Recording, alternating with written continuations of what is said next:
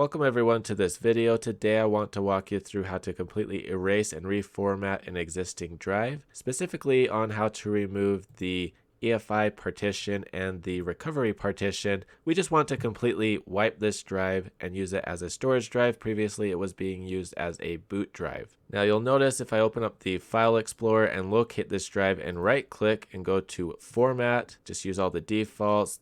For our settings here, I'm just going to change this to test, and we're just going to leave it on quick format and hit start, and then click OK. And then it's completed, so I'm going to click OK. And if we come back over here, we can see that it now has our test partition, but the EFI and the recovery partitions are still there. So the question is, how do we get rid of these? One thing you could do is uncheck the quick format option here, and what that will do is force it to do a full format, which includes checking for disk errors, and it will also zero out the drive. And for that reason, some people do not want to do a full format because of concerns about wear and tear on the drive. And so I'm going to walk you through an alternative option that you can do to completely erase all of these partitions. To get started, you will type in CMD in the Windows Start menu and then right click and run as administrator, and then type in disk part and hit return, and then here type in list disk and then enter again. Here it's going to list all of your disk, and this part is very important because you want to make sure to select the correct disk. You want to make sure that your data is backed up. If you're worried about it, unplug, disconnect other disks so you don't risk deleting the wrong one. But again, always keep a backup. And so in this situation, we are on disk 3, or that's the one that we want to erase and format. And so to select disk 3, we're going to come over here and type in select disk 3 and then enter.